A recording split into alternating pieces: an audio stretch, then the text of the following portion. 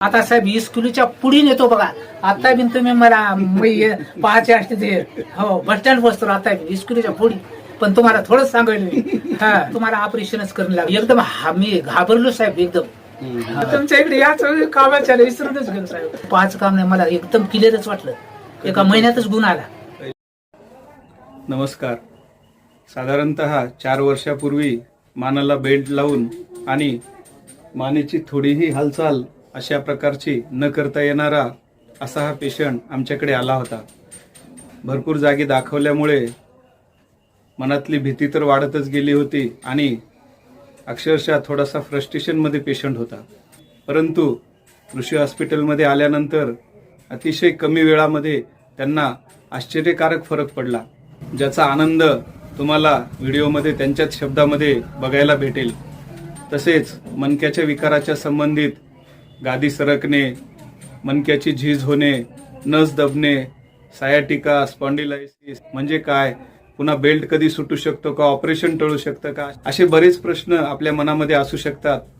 या सर्व प्रश्नांची उत्तरे तुम्ही जर हा व्हिडिओ शेवटपर्यंत बघितला तर तुम्हाला सहज मिळून जातील.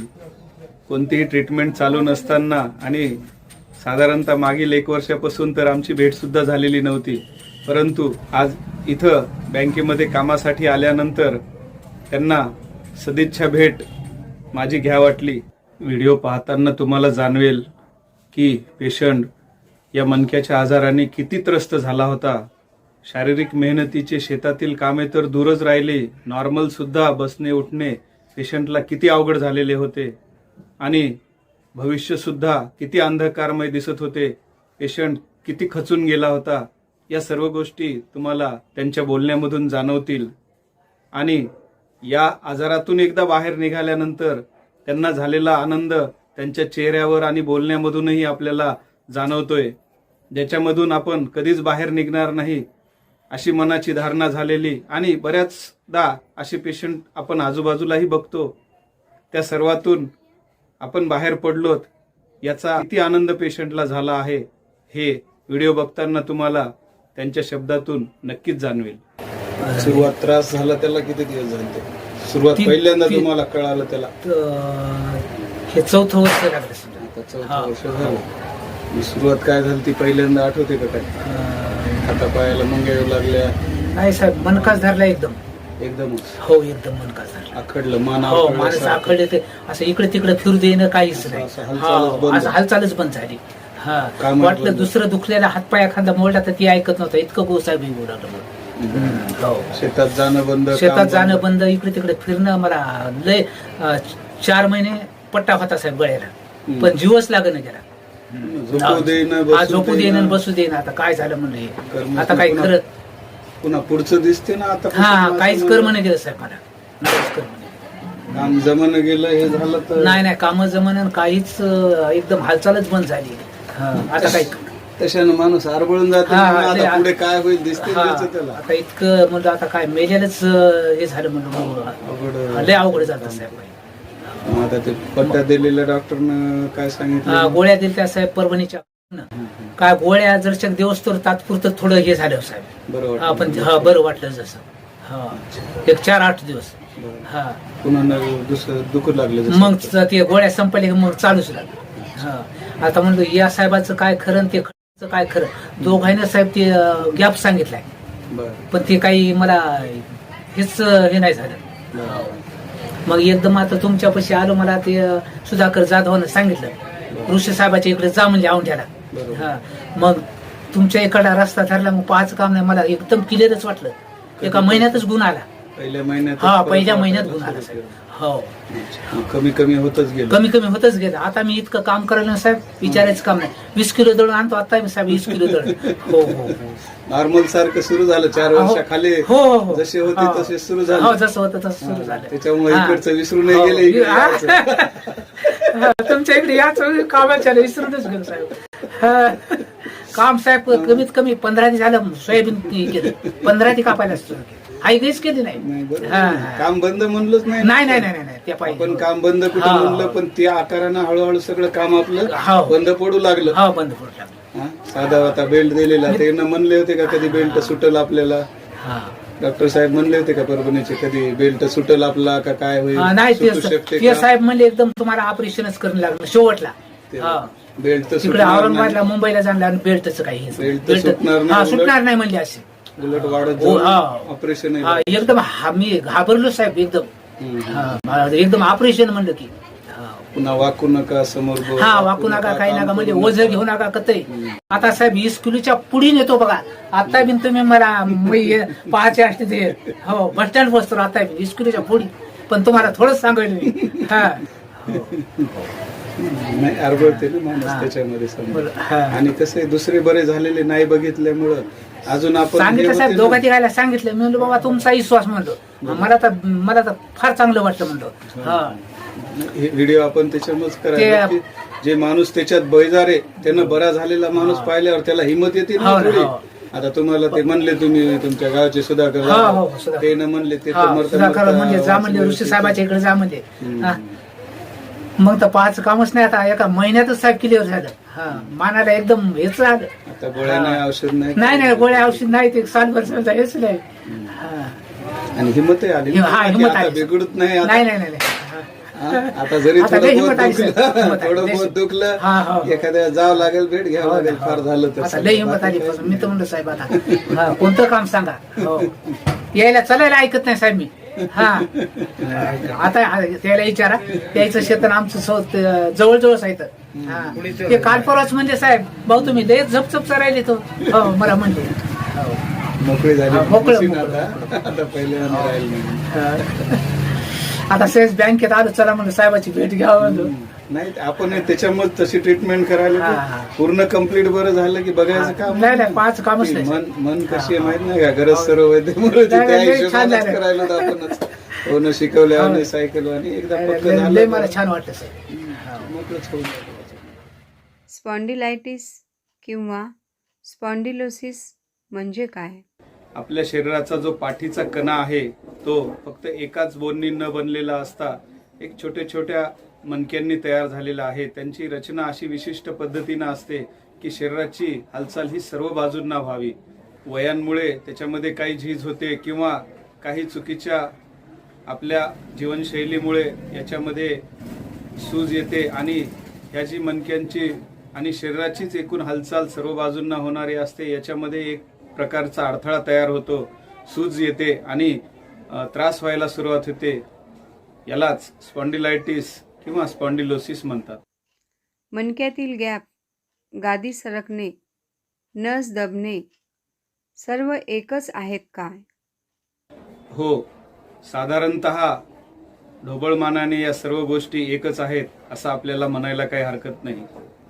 बऱ्याचदा यापैकी एकच नाव घेऊन पेशंट येतो, त्याला माहीतच नसते की या सर्व गोष्टी साधारणतः एकमेकांशी रिलेटेड आहेत आणि सर्वांची ट्रीटमेंट साधारणतः एकच आहे. त्यामुळे वेगळ्या वेगळ्या डॉक्टरांनी वेगळं वेगळं नाव घेतलं तर पेशंट थोडासा कन्फ्यूज होतो. स्पॉन्डिलायटिसची कारणे काय आहेत?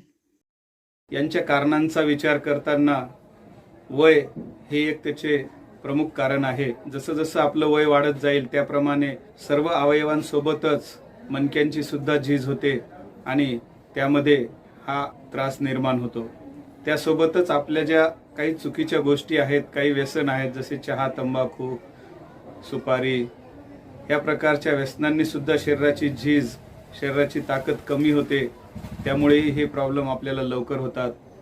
आणखीन वेळेवर न जेवणे, व्यायाम न करणे, बसण्याची पद्धत योग्य नसणे, टू व्हीलरचा प्रवास जास्त होणे, ॲसिडिटीचा त्रास असणे किंवा एकंदरीतच पचनसंस्थेशी संबंधित काही त्रास असणे, पोट साफ न होणे हे सुद्धा यांची मोठी कारणं आहेत. प्रचलित परंतु चुकीच्या ट्रीटमेंट कोणत्या आहेत? बऱ्याचदा काही अचानक वजन उचलताना किंवा अचानक झोपेतून उठताना अशा प्रकारे कमरेमध्ये किंवा मानेमध्ये दुखायला सुरुवात होते, ज्याला आपण मान आवटळणे किंवा लचक भरणे, उसण भरणे असं आपल्या बोलीभाषेमध्ये म्हणतो.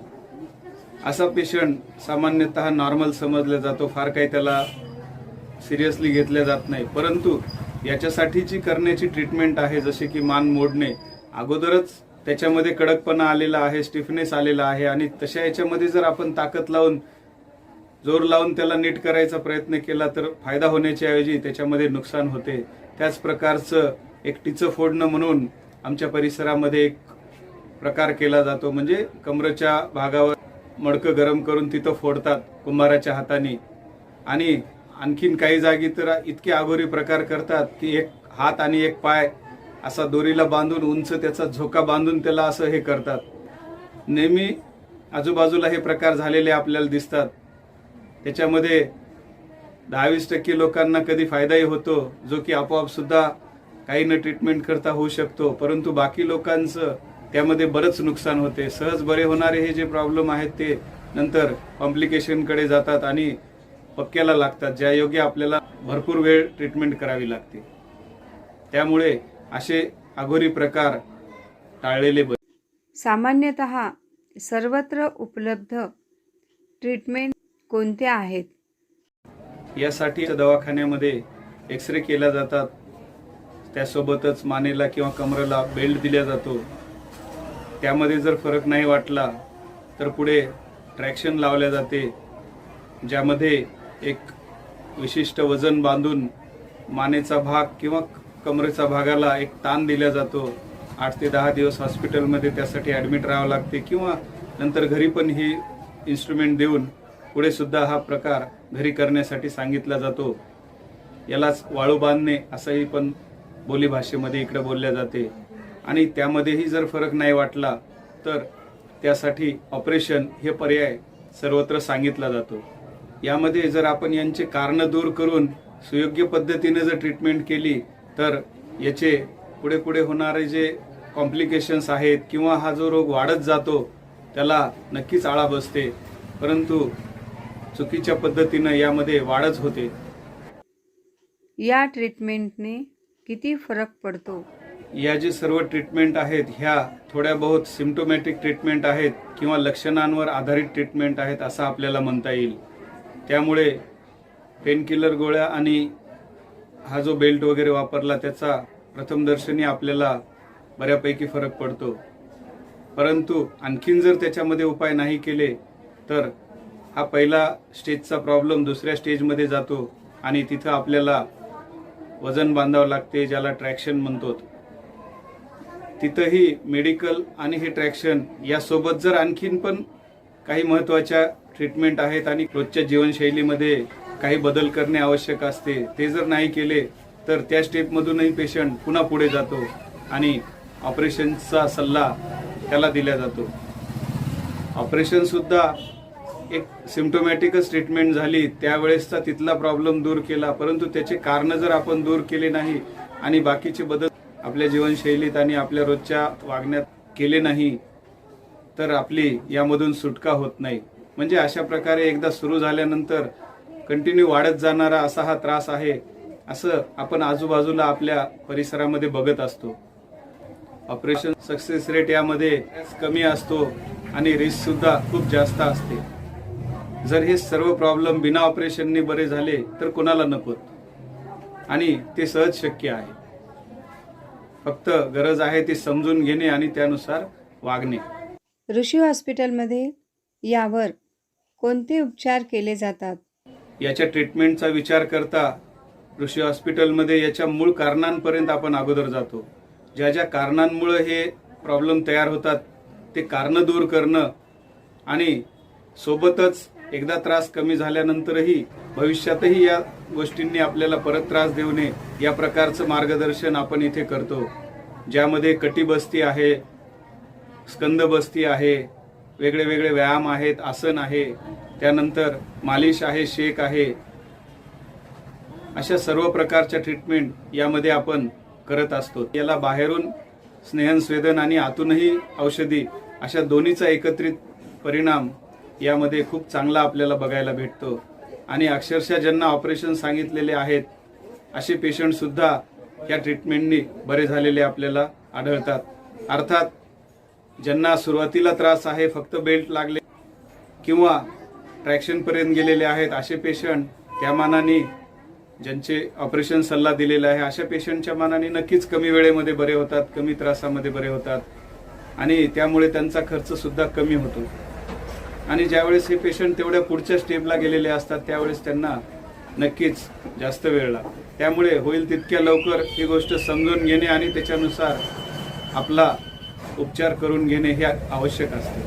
शरीराची लवचिकता कमी होऊन एक प्रकारची कठीणता त्यामध्ये येऊन तयार होणारा हा प्रॉब्लेम आहे. त्यामुळे ट्रीटमेंट करतानाही शरीराची लवचिकता कशी वाढेल यासाठी प्रयत्न करणे आवश्यक असतात, ज्यामध्ये आतून घेतलेल्या औषधांसोबतच बाहेरून सुद्धा मालिश आणि शेक या गोष्टी आवश्यक ठरतात. त्यामुळे शरीराची लवचिकता, नरमपणा हा वाढतो आणि हा प्रॉब्लेम लवकर बरा होण्यासाठी मदत होते. एकदा मानेला किंवा कमरेला लागलेला बेल्ट सुटू शकतो का? नक्कीच मानेला आणि कमरेला लागलेला बेल्ट हा सुटू शकतो. सुरुवातीला याची मदत घेतली तर ते काही तेवढं वावगं नसते, परंतु तो एक तात्पुरता सपोर्ट आहे, तात्पुरता उपचार आहे हे आपल्या मनामध्ये आपण समजून घ्यायला हवे आणि त्याचा कायमचा उपाय नेमका कोणता आहे तो समजून घेऊन त्यानुसार काम करणे हे आवश्यक असते. म्हणजे यामधून कायमची सुटका होते. एकदा ऑपरेशन सांगितलेले पेशंट चांगले होतात का? आणि परत त्रास होणे टळते का? ऑपरेशन सांगितलेले जवळपास सगळे पेशंट आपण सांगितलेल्या ट्रीटमेंटने नक्कीच नीट होतात. थोडासा वेळ त्यांना जास्त लागतो. ज्यांना सुरुवात आहे, नेमकाच त्रास सुरू झालेला आहे, काही महिने झालेले आहेत, काही दिवस झालेले आहेत, त्यांच्या मनाने यांना वेळ थोडा जास्त लागतो, परंतु ऑपरेशन सगळ्यांचेच नक्कीच वाचतात. स्पॉन्डिलायटिसच्या ट्रीटमेंटसाठी वेळ किती लागेल? आताच अगोदर सांगितल्याप्रमाणे पेशंट कोणत्या स्टेजवर आहे, त्याला त्रास किती झालेला आहे आणि त्याची स्वतःची तयारी किती आहे यानुसार याच्या उपचाराचा कालावधी ठरतो. एक 8-10 दिवस झालेले आहेत, नेमकाच त्रास सुरू झालेला आहे, त्याला नक्कीच कमी वेळ लागणार. ज्याला 2-4 महिने झालेले आहेत त्याला थोडासा जास्त वेळ लागेल आणि ज्याला 1-2-4 वर्ष झालेले आहेत, ऑपरेशन सांगितलेले आहेत, अशा पेशंटला थोडासा नक्कीच जास्त वेळ लागेल, परंतु त्यांचे त्रास मात्र लगेच कमी व्हायला सुरुवात होते. हा त्रास परत परत होतो का? एकदा शरीराची झीज झाली किंवा एक प्रॉब्लेम आपल्याला भेटायला आला तर तो प्रॉब्लेम आपल्याला परत होण्याचे चान्सेस हे नक्कीच जास्त असतात. परंतु त्याचे कारण आपण समजावून सांगतो आणि परत भविष्यात होऊ नये म्हणून काय उपाययोजना करता येतील याचंही आपण विस्तृत मार्गदर्शन करतो. त्या गोष्टींची जर रेग्युलरपणे आपण अंमलबजावणी केली तर नक्कीच याचा परत होणारा प्रादुर्भाव आपण रोखू शकतो आणि कायमची याच्यापासून आपली सुटका होऊ शकते. ऑनलाईन कन्सल्टेशन उपलब्ध आहे का? हो, दूरच्या पेशंटसाठी ऑनलाईन कन्सल्टिंग ही आम्ही पुरवतो, ज्यामध्ये घरातूनच तुम्ही आमच्याशी मोबाईलद्वारे संपर्क करू शकता आणि आमच्या मार्गदर्शनाचा लाभ घेऊ शकता.